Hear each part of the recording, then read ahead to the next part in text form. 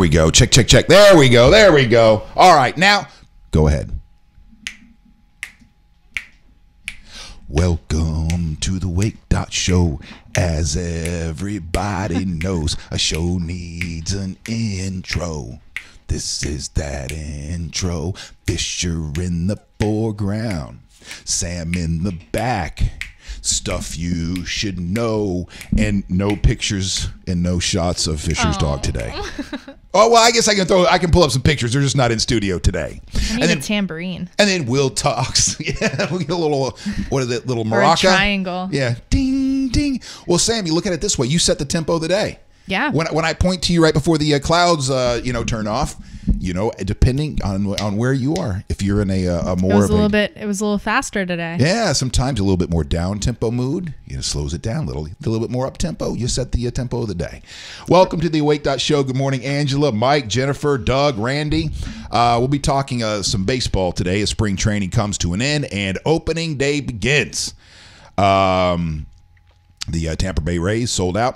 I think all ball clubs, their first day is a sold out. Have you ever been down to an opening day, Sam? Not an opening day, but I've been to my share of Rays games. Yeah. Opening day, there's nothing like it. Even if you don't make it into the stadium. Mm-hmm. I know that sounds weird, but even if you don't make it in the stadium, you're just down there, get there early to Ferg's and just wander around, drink and eat and enjoy the festivities and then go home and watch the game on TV. Hey, man. It's a sold-out game, but a lot of fun. So anyway, my buddy Emil, who was in finance early on in his life, then got into the baseball world, first with his memorabilia shop.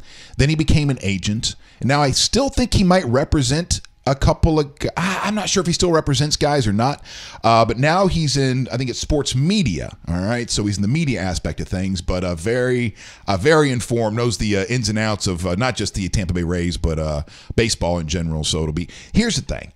I love bringing my buddy Emil in to get me caught up every year at the beginning of the season on the things that I should already know. If I were truly a fan, then I would already know these things. But the problem with me is I love the Rays and I love the Lightning and I love the Bucks, but I just somewhere along the way have fallen off the sports is my life bandwagon. I used to wake up in the morning and read, the first thing I would do is get the box scores for the Atlanta Braves when I in my teen years and in my 20s. If the Rays, but the Braves, when they lost, man, it hurt. It hurt my stomach. When the Seminoles would lose, it would hurt my stomach. And somewhere in the 90s, I don't know what it was, man. I just couldn't take it anymore, so I had to let go because it just controlled my emotions. I don't know if you guys are the same. Well, you know what? I know you are, and that's what makes us fanatical, fans when it comes to baseball. So we'll be talking a little bit of baseball coming up in the show. We got stuff you should know coming up here in just a few. But right now, let's go ahead and get right to on this. Damn it. I got a graphic for that now, don't I? And I still haven't loaded it in. All right, I made. Did you make one? Yeah, you didn't show me it. It's on Canva. Yeah, it's on Canva. Oh, let me pull up Canva and I'll show you some of the logos first. All right, let's see it. My dumbass. See, this is why. Okay, by the way, Sam is not my producer. Sam is a social media guru here at Bake More Pies, and she handles social media, different aspects, not just posting people's memes and shit like that, but a lot of different aspects. When it comes to social media for clients.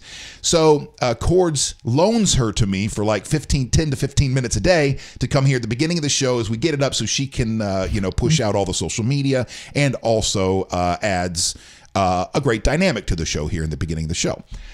So, but that being said, what I was going to say is I really do need to figure out a way to get a producer in here or interns. I don't know if it's Connecticut School of Broadcast, because there are certain aspects I just can't do. And this is one of them. I went and made these graphics and I haven't even loaded them into the system. But what is it, Canva? Canva. All right, we'll go to Canva here. You got your quote of the day, too? Yep, I'll pull it up. We'll get you an intern. We'll figure it out. We'll figure it out. We'll figure it out. I'm very excited about Thursday, though. I have my first appointment with a mental health professional. That's right around the corner. That's how I picked the guy.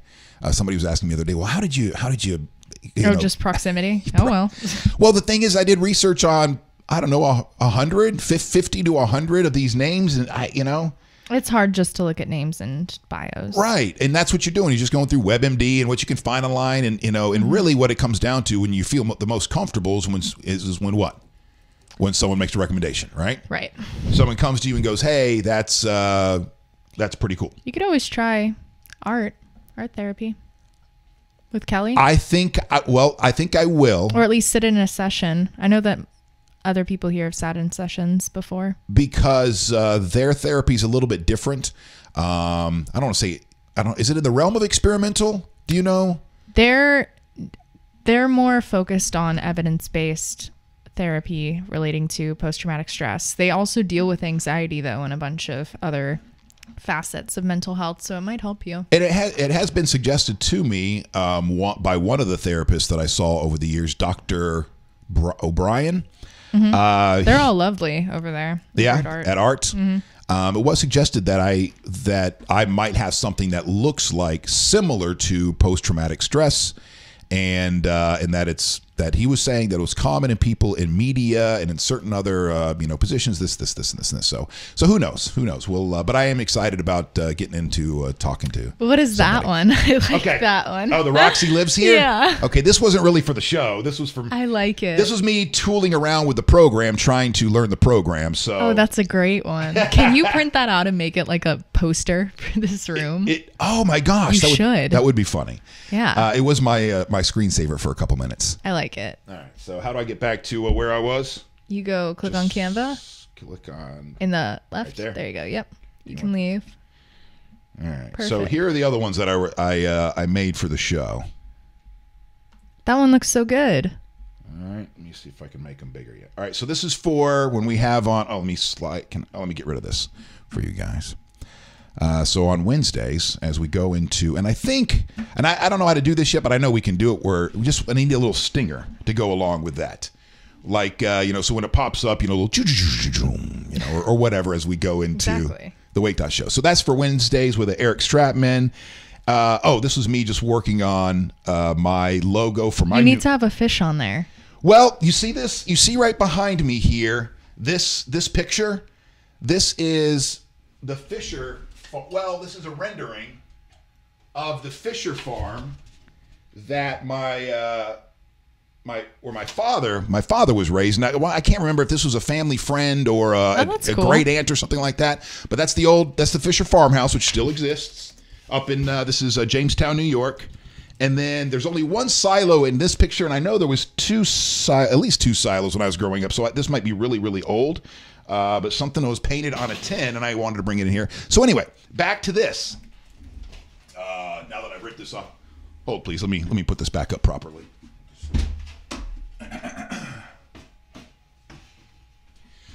So when I was putting together my LLC, I wanted to that popped into my head, and I wanted to pay a little homage to where I came from. Even though I was never a farmer, my father was a first generation farmer or off the farm. And even though he was raised on the farm, once he went into the military and came back, he left the farm. So anyway, Fisher Media Farm is what I was thinking here. And by the way, this is nowhere near finished. Where working artists come to play. So that's when I'm big one day and I'm no longer an LLC and I'm actually like a company or a corporation or something like that. What? Uh-oh. What's going on? Hello? You know I'm on the show, right? Oh, okay. Well, I thought it was I thought it was an emergency, so I answered live because I figured if you were calling in the middle of this, somebody had died. Is anybody dead?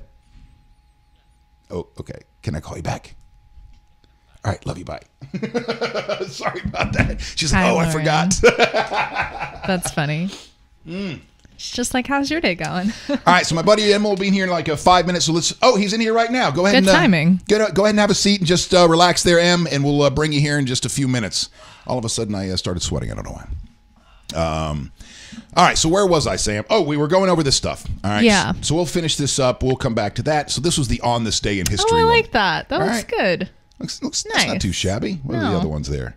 Oh, this is a bit that I want to add to the show that I've been thinking about for a long time called One Verse. And so this is like a weekly bit when Chris is in here. You know, Thursdays or Fridays, and either he does it, well, he would do it, I would do it, you would do it, and hopefully we'd have another guest, like another artist, a singer-songwriter and you pull out one verse that is just like, you know, just awesome. It doesn't matter if it's from a song, from some ancient, you know, religious text or whatever, but just something that's so profound and that stands out and that that's just meaningful, right? So we do a bit called One Verse, and then of course Chris and or the artist that's in here would, you know, play a song or, you know, something like that every week. You should do one for the trivia for you and Chords. You're right. So here's the Stuff You Should Know logo I was working on. What do you think of that one? I like that one. I can tell in your voice that you're patronizing me. No, I think that the background should be a little brighter. Okay. But other than that, it looks good. All right. So the background just because it's like that's the show, man. It's the highlight of the show. Okay. So there you go. Those are just some of the logos that I was working on. I really like the Eric Stratman one. Yeah. I think that one looks really like good. Too. And what an easy program. Canva's too. great. Canva's absolutely great. So if you guys need some, and you can download an app and do it on right there on your phone too. It's free. It's great. It's free too? Yeah. Jeez. Canva. CANVA.com. Yeah, Canva. People who use real graphic tools like Photoshop and stuff will go to Canva still. Okay. All right, so before we get into talking about opening day and Rays baseball, let's talk about on this day. And we'll get to Sam's quote of the day before we bring in Emil. Yes. All right, so Sam, here's what we do. Here's why I know I promo it like this every single day. We do On This Day for perspective. We do On This Day because sometimes the news of the day can get us down, and we think we're in the end of the world is upon us. And we just have to remember that there's been a lot of those dramatic moments throughout history and times where everybody thought things were falling. You know, the sky was falling. But I think what On This Day does is it helps you remember that whatever's happening today or whatever happened yesterday or whoever got elected last year, and you think that things are going to that you realize this is just another little curve in the road is all, and eventually everything that's bothering you will be a on this day in history moment. So on this day 20 years ago, 1998, the headline from history.com, Viagra turns 20 years old, or was born, I should say. And on this day in 1998, the FDA, actually, it wasn't the day that it was invented. It was the day that the FDA approved it on this day in 1998. Approves the use of the drug Viagra, an oral medication that treats impotence. Sildenafil, the chemical, is an artificial compound that was originally synthesized and studied to treat hypertension, high blood pressure, and angina pectoris, a form of cardiovascular disease. The chemists at Pfizer Pharmaceutical Company found, however, that while the drug had little effect on angina, it could induce a penile erection, typically within 30 to 60 minutes. Seeing the economic opportunity in such a biochemical effect, Pfizer decided to market the drug for impotence. It was patented in 1996, and a mere 2 years later, a stunningly short time compared to other drugs. It's so funny. It's so funny how that kind of stuff works. I mean, some of you might think it's embarrassingly disgusting how that kind of stuff works. But when it comes for a man's penis getting hard, that Congress will push that shit through in no time. The FDA will get that approved. If it's something that's going to cure cancer, well, that'll have to go in the back burner for 10 years. Uh-oh. Hey, hold on. So make sure everything's okay. Oh, all right. We can discuss that after the show. All right. So anything else that's catching your eye up there, Sam? Let's see. Marlon Brando on this day in 1973 declines Best Actor Award. I never even knew there was such a thing.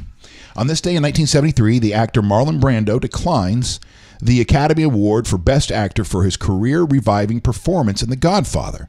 The Native American actress Sacheen Littlefeather attended the ceremony in Brando's place, stating that the actor very regretfully could not accept the award as he was protesting Hollywood's portrayal of Native Americans in the film. Huh, look at that. I don't remember. I was only one when that happened. So he was in Streetcar Named Desire. It was a good movie. Yes. All right. On this day, Toyota founder dies, 1952. 1775, Jefferson elected to the Continental Congress. We're getting into the American Revolution now. That's all right. March Madness is born. March Madness is born. Where do you see that? 1939 in sports. 1930. What would we do without March Madness? All the way down here. 1939, March Madness is born. The University of Oregon defeats the Ohio State University 46-33 on this day in 1939 to win the very first ever NCAA men's basketball tournament. The Final Four, as the tournament became known, has grown exponentially in size and popularity since 1939. By 2005, college basketball had become the most popular sporting event among gamblers. That's funny. After the Super Bowl, the majority of the betting takes place at tournament time. When Las Vegas, the internet and office pools around the country see action from sports enthusiasts and once-a-year gamblers alike. And everybody's bracket got blowed up the very first night. It was funny to tune into ESPN after, was it Virginia, right? Virginia lost to some community college in Buffalo, the Retrievers. Yeah, I saw the end of that. I don't remember who it was. It was funny to watch ESPN News either that night or I guess the next morning, because they run their own bracket, right? You and I filled out an ESPN bracket, and it was 16. Kind of, I guess. I might have predicted it. I don't even remember. Well, I was wondering too, because you and I did the same thing. We didn't even look. We just went But my bracket said that Auburn was going to win because I just picked them, and I don't think that they're even in it anymore. Right. And so I was wondering, well, maybe I got lucky and picked right. But they said that out of the 17 million people that were playing, 0 brackets were still intact. 0 after that first night. That was amazing. Wait, really? 0 brackets were still, 100, because they, for as far as going perfect, everybody had missed something which is amazing. You think that somewhere out of 16 million people, 17 million people, they would have gotten something. That's weird. Or somebody would have gotten lucky somewhere that didn't know anything about anything and picked the right teams. So that's, I guess that's why the odds are 1 in something gazillion, or quintillion, right? It was something crazy, something ridiculous. 1 in 9 quintillion, or something ridiculous, to get a perfect bracket. All right. What else? And on this day, before we bring in our guest, got to do the quote of the day. Of course. Bombing South Vietnam forces. Jackson appoints John Eaton. Mexicans. Germans launched last of their V2s, and as we learned, 1945 was when the World War was wrapping up. Yep. We learned that yesterday from Cords. Yep. So now we know the next time Cords and I do some trivia, if you stay on just the history, the facts, the dates. He knows the dates. I'm toast. If you give me things I can guess at, I got a chance. You know the British monarchy. I did. I just guessed at that one. I don't know the British monarchy. I just guessed. All right, Sam, what is your quote of the day before we get you out of here? All right. It is, avoid popularity. It has many snares and no real benefit. And that's from William Penn. William Penn. All right, so say it again, please. Avoid popularity. It has many snares and no real benefit. It has benefits too. But I should a different quote. but I would know. I'll say this about that quote. That is a warning to those who are seeking fame, and that there needs to be a warning if you are looking to become famous, which is everybody under the age of, I believe, 17. There's a lot of people over that who are still trying to become famous, right? And there's just it's not all that it's all cracked up to be. There's definitely a downside. Oh, you can turn that light off since we don't even have you can turn that. You don't need that in your face. Switch in a second. Yeah, you're gonna come over here and sit there. So, I kind of like it. Do you like it? I'll tell you. You can stay there. Well, hold on. You can stay there. Turn on that mic. Grab that mic, Emil. But I'll tell you that you're the reason why I rearranged the studio the day after you left the last time you were here. So it's my fault. No, it's not your fault. Do you like the couch? Because you can stay in the couch. No, I'm sitting at the beautiful mahogany desk. Now you're making fun of the chair. Fine. All right, come over and get in that chair, and I'll tell you. I'll tell you why. Goodbye. All right, thank you, Sam. No problem. So Sam's done for the day. Sam is she's done for the day. Great job, Sam. Well, you and I are going to talk some. So here's the deal. So you come, go ahead and get snug in there. Come closer to that microphone. You're going to go to your left a little bit, and there you go. How you feeling there? Yeah, just go ahead. Oh, I feel like I'm in a real studio.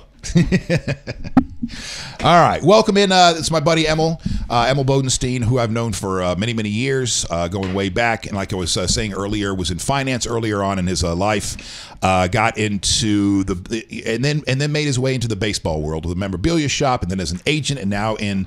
And are you guys specifically in sports media, or your group is a general media group? What, right now? Yeah. I mean, I'm still doing marketing for a bunch of pro athletes in the baseball world, and then the group, the new company I formed, we're just doing events. So we're doing events with a lot of Hollywood celebrities and athletes, and just trying to have some fun and raise money for charity. So what do you think about that quote of the day that Sam just left us with?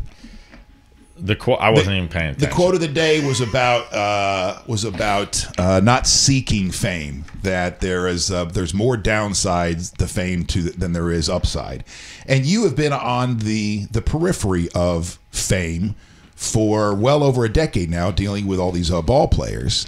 There's definitely an upside and perks to being famous, to being a baseball player, but there's definitely a downside too.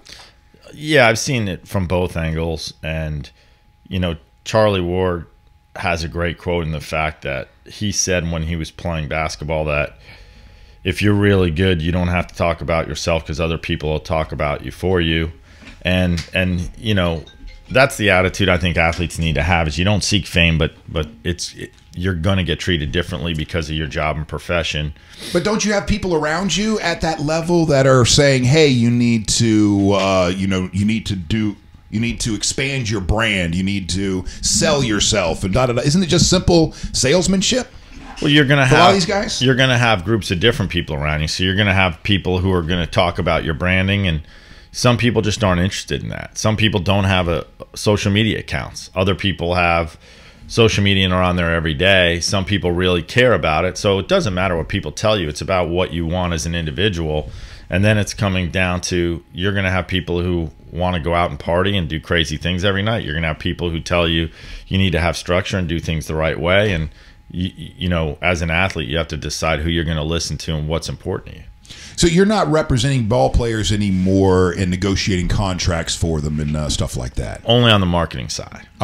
So you're helping them cut deals when it comes to their own social media and websites and merchandise and this and this and this. Correct. I didn't even know there was such a thing. I thought once you get into Major League Baseball, there's a certain way things go, and they own your name and all that kind of stuff.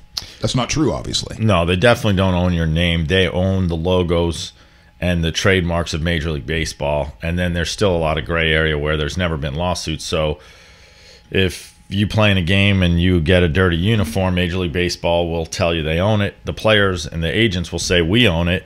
They're going to claim we have our logo on it, and we're going to claim, well, take our name off the back of the logo and the jersey's not worth anything, or it's worth significantly less.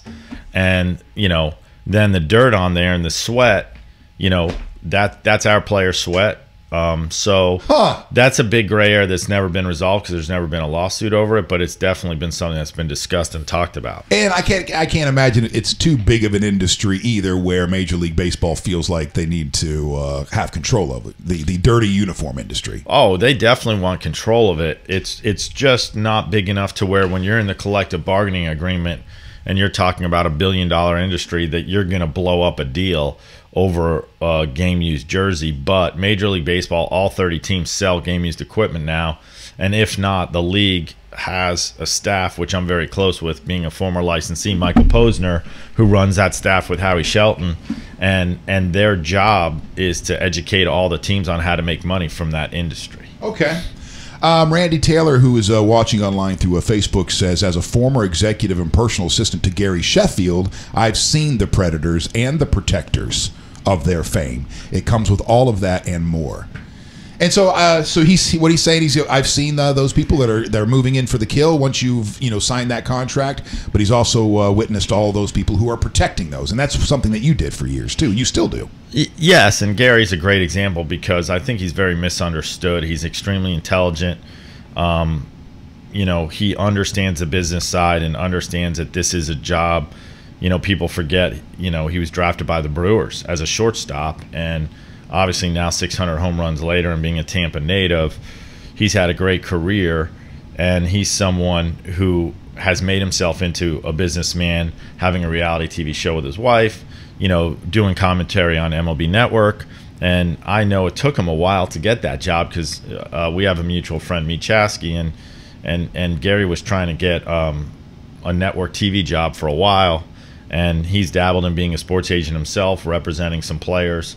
So he's done a little bit of everything, not only just playing, but being an agent and now, being a broadcaster. You go into you get tickets for opening day? You're going to be at the Trop?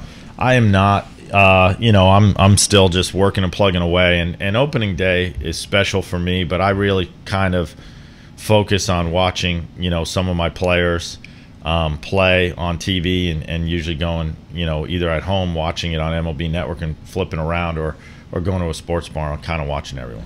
All right, so Emil, one of the reasons why I switched the studio around the way that I have is because the last time you were in here, you came in here with a baseball player from the Rays. Yeah, Christian Arroyo. And he was one of the guys who was traded for Evan Longoria. Evan Longoria. So, I had the couch over here, and I noticed that you were not comfortable ever. Like you were squirming the whole time, and you weren't the only one. There's been a couple other guests too, where I can tell they're just not comfortable. They feel like, and it just. So what I was thinking was maybe if they sat behind a desk, you'd feel a little bit more comfortable. But then you walked in, you were sitting over there on the couch. You're like, oh, this feels kind of nice. I think part of it was the couch. You sink down a lot, right? So it's hard to. I think you don't get as comfortable just because it's a little one of those mushy couches where you sink in and you're too relaxed when you're not focused on being on the air. All right, so here's the thing. When Sam is in here, I love this shot, right? Because this is kind of like she's in the background, handling stuff there in the beginning. I kind of like that. There's that dimension, where you have me in the foreground. You have layers. Yeah, you have layers. There you go. Layers. It's like beautiful. a set. Yeah, it looks good. But this is obviously awkward when you bring a guest in because, I'm not going to look you in the eyes. I'd be going like this and then going to you. So I don't know if this is still the best setup. But over there where that couch is, what I was thinking is, moving that couch elsewhere and just putting a two-seater in there that fits a little bit better. Putting something like this so the people are sitting behind a desk. But now we'll see. I like this angle because I can shoot you a bird and no one can see it. Well, I wouldn't be. I wouldn't know. Everybody else would see. So let's talk about Rays baseball. Opening day is this Thursday. It's sold out. Even if you don't have tickets, I recommend if you've got the time to go down there and just get out there a couple hours early and hang out there at Ferg's and just walk around because it is festive. All right. But I pulled up a couple articles because, well, Emil, the reason that I'm having you in here is because Rays baseball is getting ready to begin, and I don't know even the basics, the fundamentals. Ask me to name players from the team. Name players from the team. Evan Longoria's gone. Hey, what was the guy that you just brought up a second ago? He's not on the team. He's not on the team now? No. What happened? He's in AAA. Son of a. All right. Well, that's all I got. So let's start there. I pulled up an article, the 10 most impactful events from Rays spring training. So I'm going to bring these up, and then you kind of, give me commentary from there. Is this something that's important or not important? All right, Brent Honeywell, Tommy John surgery. It's important. He's one of their top prospects. The success of Tommy John rate is much better than it used to be, and it might have almost been a blessing in disguise for the Rays because even though he would have been in the big leagues, it'll help them push his clock back a little bit, and I think that's really their strategy right now. Push his clock back? What do you mean by that? Once you get called up to the 40-man roster and then the 25-man roster, you get service time. So every day you're in the big leagues, they count those days. After 3 years of service time, and there's things like Super 2s and other things we're not going to talk about that are more complicated, you go to arbitration. So if you're there opening day today, you're in the big leagues for 3 years, you're going to have arbitration for the next 3 years.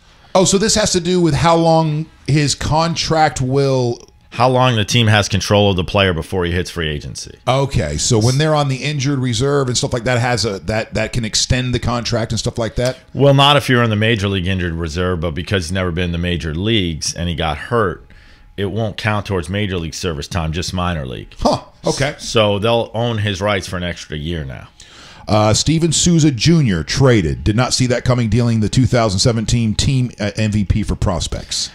Again, it's the same theme you're going to get. I think what the Rays are trying to do is push everything back. They're really trying to get a new stadium in Ybor City, and they're going to make a run for it probably in 2 or 3 years. And so trading Souza for prospects, we're probably going to see some more top name players this season traded for prospects. And it's working. They have the number 4 ranked prospect farm system right now in the league, and that'll probably climb before the season's over. Okay. Next up, they have this 4 = 5. Manager Kevin Cash had hinted that the Rays would use a 4-man rotation through the first 6 weeks due to a heavy load of off days, but he inadvertently shared a plan to try it all season using bullpen days when they play 5 straight, drawing heavy criticism and some praise. I don't think it's as big a deal as people are making it out to be. Anytime you do something different, there's other teams that have talked about using a 6-man rotation. The Rays, let's be honest, unless something crazy happens, are not going to be contenders this year. So this is a time to try out different things. And they're really doing this because they have more off days. And again, they're trying to save money right now and hopefully to spend money, make a run at a World Series in a couple of years. So by having 4 starters instead of 5 is going to help them do that. And it'll allow them to take a look at these guys, and they'll just have some long relief guys on the days they need a 5th starter. So it'll basically be like having 2 starters go 3 or 4 innings each instead of having a 5th starter. Okay. And since we're there, I know it seems like the discussion about the Rays this year, when people are placing their bets on, Tampa Bay radio, and is whether or not they'll even go 500. Will this even be a 500 team this year? I think it's going to be tough. I mean, I think that because they have good arms, it's possible, and that's going to keep them in a lot of games, and they have really good pitching. So I wouldn't be shocked if they went 500, but they're also in one of the toughest divisions in baseball. So you have the Yankees, who are loaded. The Red Sox are always loaded. The Blue Jays are probably one of the top up-and-coming teams in the league, and so they have to contend with all that, and it's going to be a tough year for them to go 500. I'd be surprised, but I don't think it's going to be as bad as people think. I wouldn't be surprised if they didn't. I don't think they'll lose 100 games. I think it'll be somewhere in between there. Okay. Corey Dickerson, DFA trade. Either he or Denard Span seem likely to go, but the surprising decision to first designate for assignment the 2017 All-Star drew stinging criticism, including from prominent Rays players, before the trade to Pittsburgh. Well, again, I think they were looking to cut costs. He had a really great first half, was the All-Star, was the MVP of the team, really struggled in the second half. These are some of the things, too, where we're not in the clubhouse. We don't know how he's getting along with his teammates. I assume he is because they all seem pretty upset when he got DFA'd. But they did sign. And what's DFA? Is it some deferred? Designated for assignment. Okay. So, basically – They did sign Carlos Gomez, and I don't know how much of a drop off there is. They're just they're different players, and Gomez I don't think is going to show the same type of power, but he has more speed, and again they're looking for the future, and so they obviously didn't see Corey in their plans. So number 5 they have is the Jake Odorizzi trade. Expected all winter, but the surprise was how little they got back on somewhat unheralded prospect from the Twins. And then they said unanswered question: if the Rays knew Honeywell and RHP Jose De Leon would get hurt, would they have still made that trade? That's a great question. I don't know if they would have or wouldn't have. I think that was the probably the most questionable decision management made, and it was really something that they probably had decided before the offseason started. And this offseason was very different. Tons of players didn't sign. A lot of people are still not signed today. Guys who thought they were going to get major league deals signed for minor league deals. Jake Heredia signed for $75 million, but 2 days before that, Moustakas, who was offered a $17 million qualifying offer, ended up signing for $6.5 million. So it was a really crazy and different offseason, and I think in that situation, it really hurt them with their ability to trade Jake. All right. Up next at number 6, the union busted. The Players Union went public with its complaints, filing a grievance against the Rays and 3 other teams for not spending the revenue-sharing money properly. This is the union's own fault. And being a former agent, one of the things that they're being criticized for is they were so focused on players getting more time off and better conditions and bigger breaks. But at the end of the day, this is a business and it's about money. And so you have a cap on what the owners can spend maximum wise. So teams like the Yankees and Dodgers are paying these luxury taxes, and this money is going to the smaller teams like the Rays, but you don't have a floor. And so that's what I think a lot of people are upset about. And in the next collective bargaining agreement, I could see a floor being, necessary. So instead of the union arguing and being upset, when you're negotiating your next collective bargaining agreement, you need to put in there has to be a floor. And what do you? Obviously, I know what a cap is, but what do you mean by a floor? A minimum salary amount that you have to spend. So each team has to spend a minimum of $50,000 a year on their 25-man roster, or $150 million over a 3-year period, because there are smaller market teams. And that's the one thing against a floor, where you might want to save up some money for 1 or 2 years so you can make a real big run at it. And you might have a $30 million salary for 2 years and then go out and have an $80 or $90 million payroll. I mean, that's how the Marlins stole a couple World Series, and that's really what the Rays probably are going to need to try and do. So as it stands right now, that luxury tax that teams like New York pays, the other teams get to do whatever they want with that money? It just gets shared throughout the league. So it gets whatever money that go over that luxury tax gets divided among the 30 teams.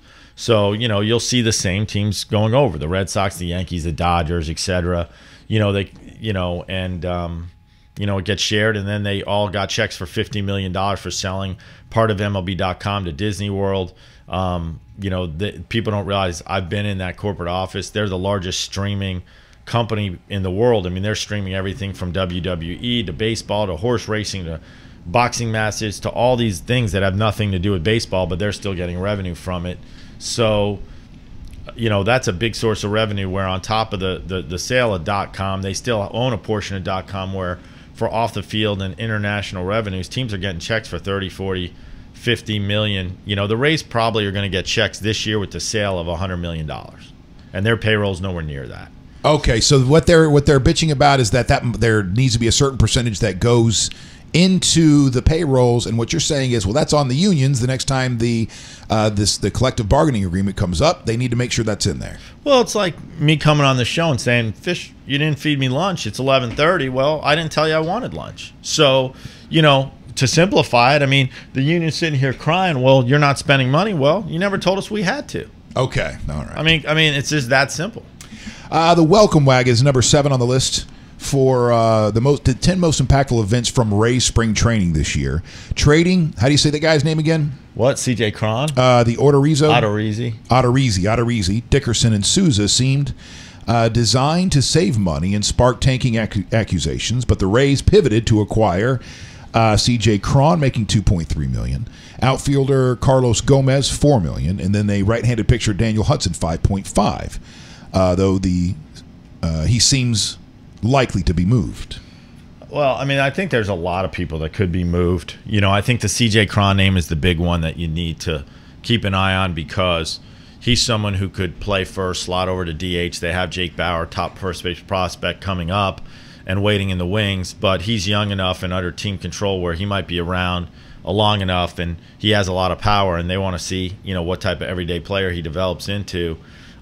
So I could see him being around for a while. The other two guys, I wouldn't be surprised if both of them were moved. As good as Gomez is, I think he'll be around for this year, but he could still be moved at the break because they have Malik Smith. They have 4 really good outfielders right now, and I know they want to trade Denard Span at $9 million, but if they can get more in return for Gomez and keep Span and bring Smith into the fold of getting more playing time, I wouldn't be surprised if that happened either. Has Emil, before you got into baseball, when you first got into baseball, you got into baseball through memorabilia, which is exciting. But as you went from there, you became an agent. You learned more and more about baseball. The business of base. Has the business of baseball ruined your enjoyment of the game itself? Can you watch a game and just sit back and watch the game, or is all the behind-the-scenes stuff always in your head? I definitely think the behind-the-scenes stuff's always in your head, but it makes the game more enjoyable, maybe not less. And I think a lot of the players, a lot of the personnel and staff. You have certain teams you have good relationships with. And so it makes it fun, but it definitely makes it a little different. And you watch the game very differently. All right, so next up on the most impactful events from Rays spring training this year, Jose De Leon, Tommy John surgery. His loss 2017 knocked him down the list, but was still expected to pitch meaningful innings at some point. Yeah, I mean, again, obviously, anytime you get surgery, it's disappointing. But Tommy John, 50% of pitchers, people don't realize, go on the disabled list at some point in their career. And about 25% of pitchers get Tommy John now. The numbers are astronomical, and it's starting with youth baseball. So I don't know. He's, not from America, but I know my son's 9, and he plays in tournaments. And in USSSA or GSA or Perfect Game or whatever organization it is, they have these stupid portable mounds. And, one of the things. What? They have portable mounds? They have portable mounds they put on the field. And so the one thing I want to talk to Major League Baseball about, and Tony Regans, who runs the RBI program, is whether they start their own, travel ball for kids, or they talk to these organizations. Is they're putting kids in a situation and system where they're going to get hurt. You have Dr. James Andrews, the #1 doctor in the country, saying that no one should be on a mound until they're at least 12 years old, and you have Wait, what? Yeah. So a kid early on. Well, all right. What is it about a mound that hurt? Causes damage? They're just it's a lot of different reasons. Number one, mechanically, they don't know what they're doing yet. Number two, their bodies might not be mature enough or strong enough, and it gets magnified when you're on a mound. Number three, all kids are different sizes. So when you have a portable mound versus a dirt mound, we have kids on my son's team who are short, and the mound isn't as big of a deal for them.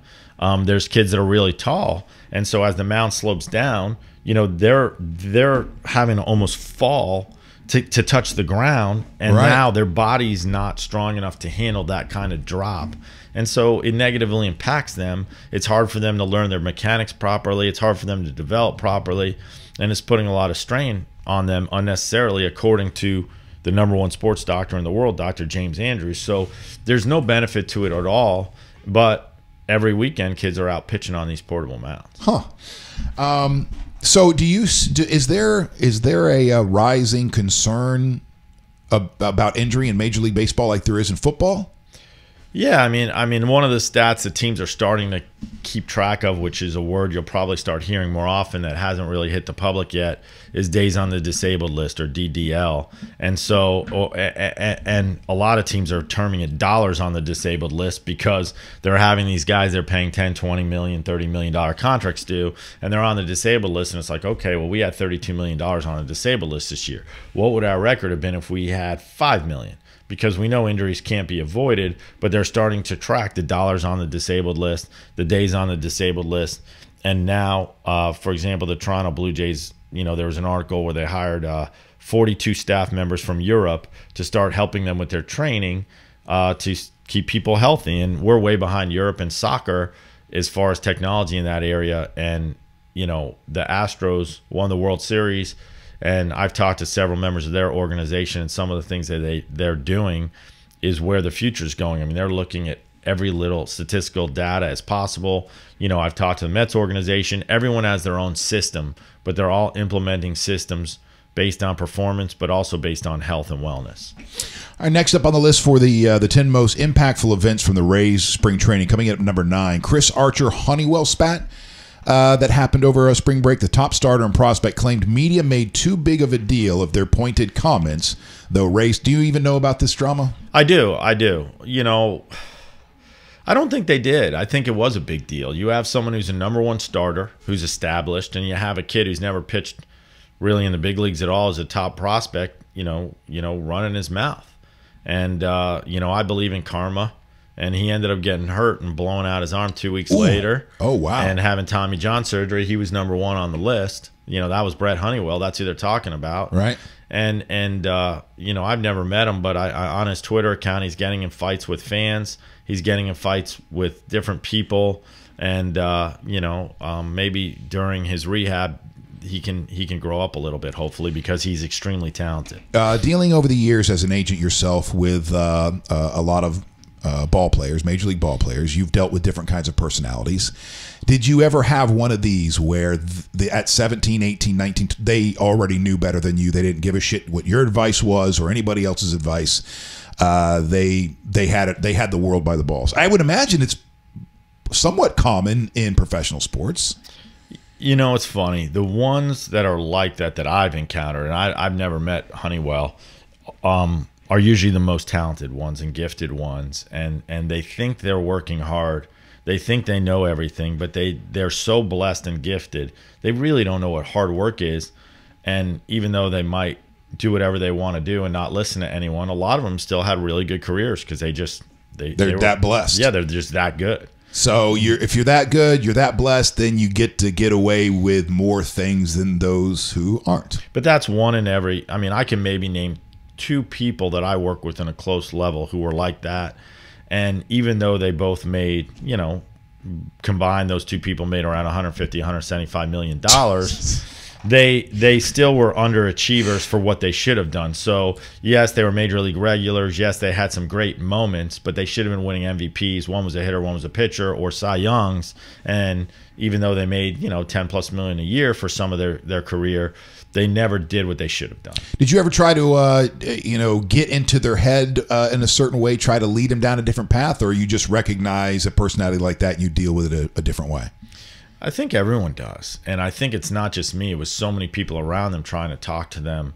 But at some point you go, this is who they are, and we have to accept them for who they're going to be. And it's extremely a frustrating situation because you're looking at someone going, I wish I could somehow explain to you how good you really could be if you would just listen to people. And the agents, because I was in marketing with both of these players, but the agents would bring in Hall of Famers to talk to them, different coaches, the teams would work with them.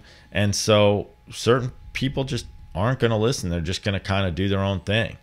And then there's times where they finally find someone they listen to, and it's a teammate of theirs, and he gets traded or he gets moved to a different team, and those things happen too. So yeah, it's a lot more frustrating with those types of players, but at the same time, I've never been able to be that gifted at anything, so I can't understand what's in their mind. And lastly on the list here, the Archer injury. Rays dodged big trouble if all he got was a bruise after being hit by a comebacker on Friday. So that doesn't look like that is major. Matter of fact, I probably should have done this 10 to number 1. Yeah. And it made a little bit more sense there. No problem. Yeah, I think that's a non-issue. I just think they didn't have a number 10. All right, so talk a little Rays baseball. You don't think it's going to be very difficult for them to go 500 this year? I don't think it's very difficult. I think it's going to come down to pitching. I think there's still going to be more trades to be made. I think they're building for the future. They can't come out and say that, and no one wants to talk about it. But I think from a fan's perspective, there's a lot of players on this team to keep an eye on, like C.J. Cron, like Joey Wendell, Daniel Robertson. Want to see how the young arms do. I mean, we want to see, is Chris Archer a true number 1? Blake Snell's got tons of talent, and Jake and Nick Evaldi. So they have 4 great arms. And then part of it is going to be, who are we? Ryan Yarbrough just made the trade. He throws high 90s. Will he be able to refine his stuff and get to the next level and possibly be a closer or a dominant setup guy as long as we have Colome? So there's definitely a lot of positives. But the other things we're looking at is, okay, Denard Span, Gomez, Hudson, Wilson Ramos, anyone making money, in my opinion, other than Chris Archer or Kevin Kiermaier, needs to be looked to potentially be traded. All right, and what is your thoughts on the are the Rays management and ownership dedicated to staying in the Bay Area, to getting to Ybor City, to put the right money in the right places so that the Rays here in a long time? Or again, for us fans, I know some people are bigger fans than others, but for us fans, we have to understand this is a business, and behind the scenes they are weighing all options in order, to make the most sense for their pockets, I guess. Well, Stu Steinberg is trying to make the most sense for the pockets, but I think we're finally in a place where all of that might align, where winning and making the most sense for Stu's pockets all are going to be the same thing, which is getting a city in Ybor. I mean, I think if that happens, and that's the goal right now, and unless something breaks down, that's what everyone's pushing and striving for, it's going to allow Stu Steinberg to sell the team, and hopefully we'll be able to get an owner who wants to win a championship. We'll be able to see a boost in attendance and in future better television contracts. And we are right now putting ourselves in a position, whether Stu owns the team or sells it for another owner, that our prospect system, if they make the trades of Ramos and some of these other guys, could be, I would say, number 2 or 3 in the whole league. You know, move up from 4. The Blue Jays are loaded. But so you think that so you're somebody who believes that the location was a big issue here, because even those years when the Rays were very exciting, their attendance was okay, but it was still at the bottom of the league. I don't know if I believe that or not. I just think the reality of the situation is Stu Steinberg hasn't spent the money to win a championship, and he's looking to move the team so he can sell it. In my opinion, I have no formal information from that. So hopefully the next owner will be better. All right, it's just like the Lightning. I mean, we had some owners who, I think Bill Davidson was committed to winning. I think Oren Koulis just didn't have the financial capability to put a winning team on the ice, even though he may have wanted to. And then Jeff Vinik came in, and he obviously has spent a ton of money in the community, has spent a ton of money at the arena upgrading it, and he wants to win a championship. He doesn't give a shit. So he could, potentially buy the Rays. He's got a minority stake in the Red Sox, which he has to sell. But if he does sell that, he might be one of the potential suitors to buy the Rays, since it's going to be in his neck of the woods. So your thought is then what's happening now is Sternberg is getting it set up, or putting his club in the best position to sell, and then hopefully somebody like a Vinik comes in and goes, all right, guys, let's go win some championships. Either a Vinik or someone who wants to win, and they're developing their prospect system where, like the Astros, they're going to use that model where they're going to have these players under control. We talked about control earlier in the show, where when the Christian Arroyos and Jake Bauers and Willie Adames and Brett Honeywells are in the big leagues, they're not going to have to pay them a lot of money, and they're going to have a real solid core. So if they have to pay Kiermaier and Archer and a couple other guys, a little bit more money, their payroll should still be extremely manageable. And the big thing for them is when they get to that level, they're going to have to find the Verlander or whatever that missing piece is to get them over the hump to try and win a World Series. All right, so that's all I have for the Rays this year in baseball. Oh, I guess before we move on to football, because you can talk a little bit about Jameis Winston, right? I can talk about whoever if you want to talk fantasy baseball or Jameis Winston. Fantasy. I know some guys have some fantasy football teams here. So what guys? Well, I was talking about baseball. Or baseball. I'm sorry, fantasy baseball. So who are you drafting then? I just really wrote a list of a couple players, short-term and long-term rookies that I'm really high on. Some of them I know personally because I watched them in high school when I was recruiting in Florida. Some of them just from watching play. The Reds have 2 of the best hitters in all of minor league baseball, Nick Senzel and Jesse Winker. And Winker's maybe still a top prospect, a little farther off the radar, but I think he's going to end up hitting for power. It's a great hitter's park. So when you're playing fantasy baseball, to get 2 Reds hitters who can really hit in a tiny park, which is great for hitting in, those are 2 guys I keep an eye on. John Duplantier for Arizona Diamondbacks. I think, he's got a chance to be really special. He's also in a pitcher's park. So when I'm drafting for my fantasy, I'm not only looking at the player, I'm looking at where they play and is that going to benefit them or hurt them. Walker Buehler for the Dodgers for the same reason. In a pitcher's park, they develop lots of pitchers. Great pitcher in college, had Tommy John and now healthy and throwing the ball really well. He could be a top pitcher coming up. Question marks, the White Sox have Michael Kopech, who everyone's talking about because he throws over 100 miles an hour, but he could be a boom or bust, because I really think the one thing I hear over and over, and you talk about what I learned, is scouts always talk about fastball location. And if he can't locate, he's not going to be successful to major league level. So he's a high risk, high reward type of player. If he's not able to locate, I wouldn't be surprised if he wasn't around that long. If he is able to locate, he's a #1 starter, and maybe a poor man's Noah Syndergaard. So guys like that have been throwing 100 miles an hour, since they were 16, 17 years old, don't necessarily have it down yet by the time they get to the major leagues. No, and there's a lot of guys that throw 100 miles an hour and never make it. I mean, there's a kid on the Rockies who threw 103 named Juan Murillo. When I was out doing marketing, and I never did a marketing deal with him because I looked at his stat line and he walked a ton of people. So you're better off throwing 95 or 93 than 103 and locating and hitting your spots. versus being all over the place. So there's tons of guys that throw hard that don't make it that people just don't know about. Okay. All right. Let's talk a little Jameis Winston. Or you got any more baseball stuff before we move on? Will Castro, the Indian shortstop, Okay. I think is a sleeper. Forrest Whitley got suspended 50 games for the Astros, but I think he's probably the top pitcher in all minor league baseball when he comes back. For those keeper leagues who aren't concerned about this year, he'll be a big name to keep an eye on. And my favorite player in all minor league baseball is Bo Bichette. I think he's going to be a potential MVP candidate, and he's a guy that's going to be one of those top 5 picks every year in the league as he gets older. His exit bat speed is probably going to be number 1 in all of baseball, if I had to guess, if not top 2 or 3. And he's really, really special. Do you know, I don't know if you know the stat or not, but do you know if baseball fantasy has more keeper leagues than football? Because it seems like the people that I know that play baseball fantasy leagues, they're in these long-term, keeper leagues versus, fantasy football. Well, I think it's just the process of the 2 games. In the NFL, you're in college, you get drafted, you're on the team, you're playing on Sunday. In baseball, you're in high school or college, you get drafted. Even if you're a first rounder, you're on the bus and you're going to a minor league stadium. So the last major leaguer to make it out of high school was Ken Griffey Jr. in 1989. Holy crap. So I think the reason there's more keeper leagues is because it's a longer process of developing your talent. Huh. And a longer playing career. NFL, I think, career is 3.6 years. Okay. All right. So any other baseball?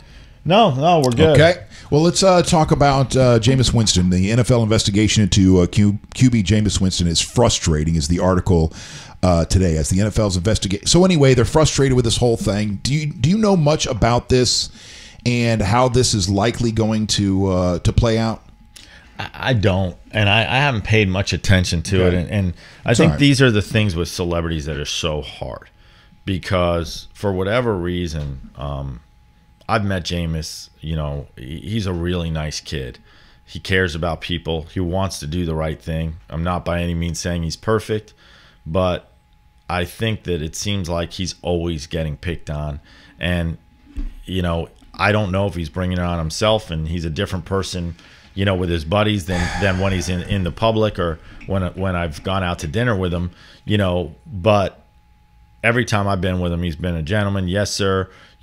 Very Southern from Alabama, polite manners, doing all the right things, saying all the right things. And then you hear these stories, and, is it his buddies getting him into trouble? Is it people seeing the $26 million guaranteed contract, right? Or is it him? And I don't know from my own personal experience. I think he's a great kid, and I think he's going to be one of the greatest athletes in the history of Tampa sports. And I hope we can just stop reading about this kind of stuff and let him, show his talents on the field and continue to develop. All right. And before I get out of here and shut things down for today, I'm going to go ahead and take care of some of the stuff you should know that's on the list. And first up, and I didn't even know, this whole debate now with,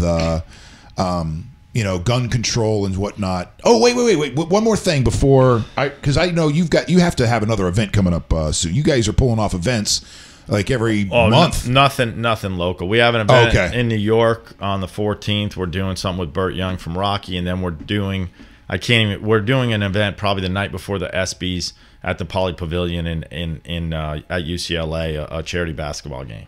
All right. If I can help you with anything, and announcing, if you need announcers for that kind of stuff, if I can help you promote it in any way, although I think that your reach is probably bigger than mine right now, I'm always in for anything, any help you ever need. I appreciate it, buddy. All right. So let's talk about, we already talked earlier in the show today that Viagra turns 20. It's been 20 years since that came on the market, and it was funny how we read that it got on the market quick after they discovered its magical powers. It took normally when the pharmaceutical world, it takes a long time, years, 5-10 years to get something on the market, but this was pushed right through. It was on in less than 2 years. So that brings us now to the Second Amendment. I just want to bring up this story because as gun control here in America and the gun debate rages on, I've told you in the beginning of all of this, my thoughts are we are a long way away from the gun culture changing here in America. That's what I've been saying for a couple years. And so we have to respect the Second Amendment, and I didn't even think the Second Amendment was on the table. But now after mass shooting after mass shooting after mass shooting, and people are getting sick of it, especially the younger generation, they're saying we don't care about your paranoia, that the government's going to come and take your guns and take all your freedoms from you. Screw this. We're done with this. Now, the Parkland kids are not calling for a repeal of the Second Amendment. They're saying, no, that's fine. Let's just have some very stern regulations, whatever that may be. You get a pistol, you get a shotgun, and that's it. You're a hunter, you got a hunter's license, you get a rifle. But other than that, whatever. I don't know. I don't know how this is going to play out.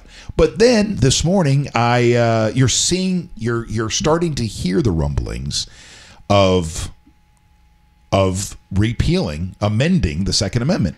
And so I was very surprised to see retired justice. This is somebody who sat on the Supreme Court. Justice John Paul Stevens is urging the repeal of the Second Amendment.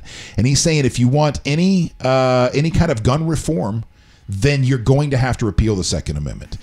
I don't see that happening. Here's the discussion, because remember, the Constitution is something you can amend. These are amendments that can be amended.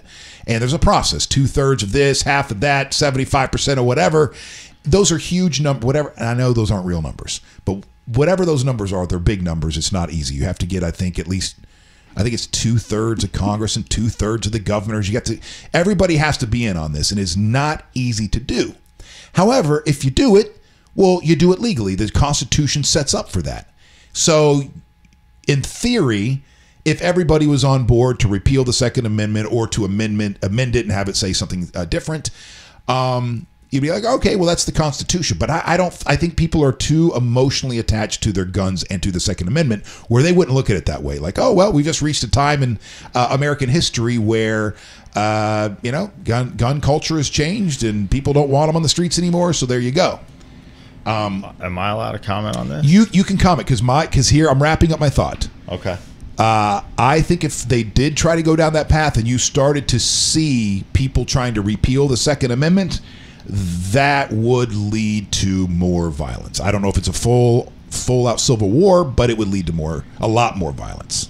Yes, sir. I agree with that. I don't think that should be an option. The most powerful statement out of this whole, I guess, discussion for me was the girl from Parkland, from Stoneman Douglas High School speaking, and she said everyone's talking about issuing guns to all teachers, which is going to cost an estimated $400 million, and we didn't have paper for 3 weeks.